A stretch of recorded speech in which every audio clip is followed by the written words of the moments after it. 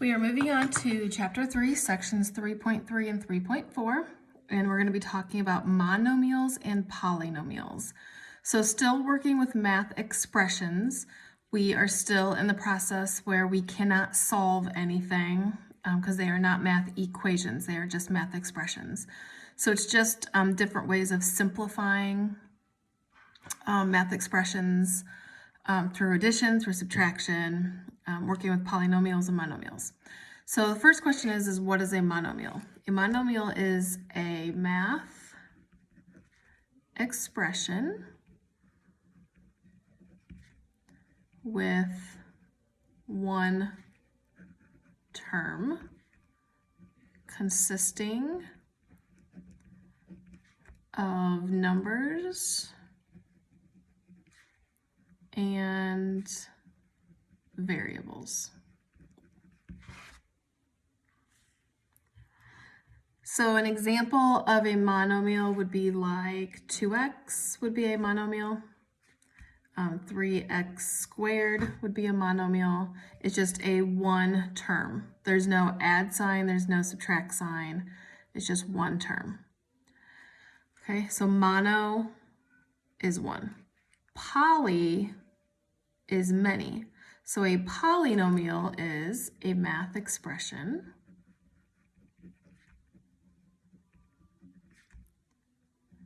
with more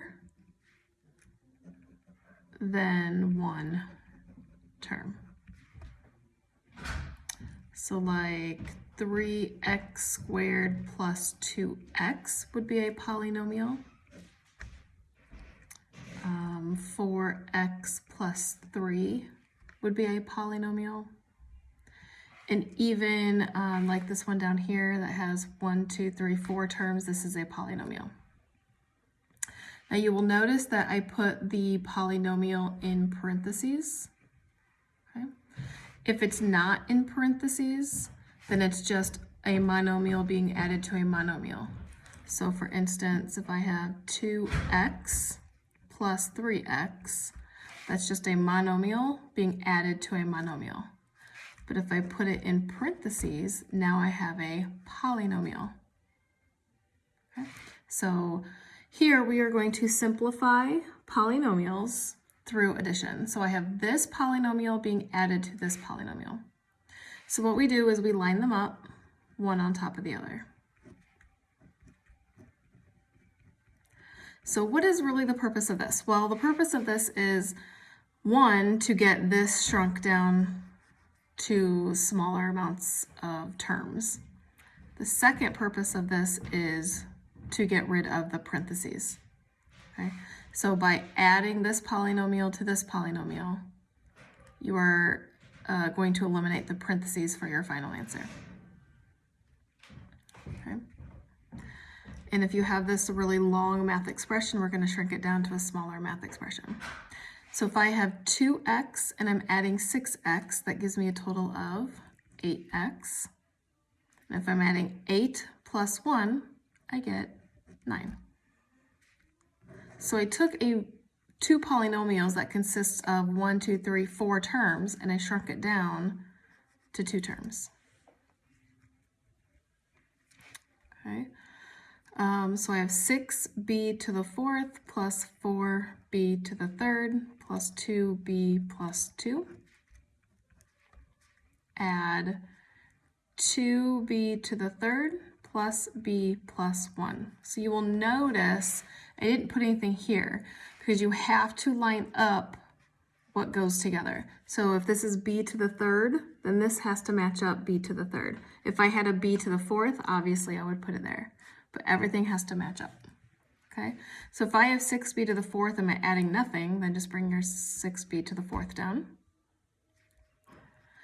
4b to the 3 plus 2b to the 3 is 6b to the 3.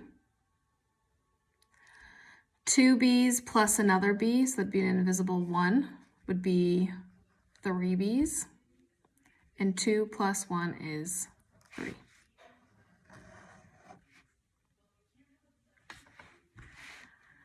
9m to the third plus 14m to the second plus 4m minus 8.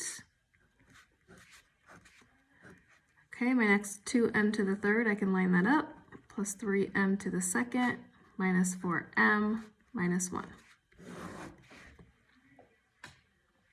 So all these that we did already are all addition signs. Now we have some subtraction signs in there, so that's going to make a difference in how we solve these. So 9m to the 3 plus 2m to the 3 is 11m to the 3. 14m to the 2 plus 3m to the 2 is 17m to the 2. 4m's plus negative 4m's, if you need to write that side by side, do that. 4 plus negative 4. 4 plus negative 4. It's one of each. We subtract, and when we subtract, we get 0, so those are gone. Negative 8 plus negative 1. Negative 8 plus negative 1. Because anytime you're working with the term, you include the sign before it. If I took all of those off, it's now a negative number. So it's negative 8 plus negative 1. Two negatives you add, and when you add two negatives, you get a negative, and it'd be negative 9.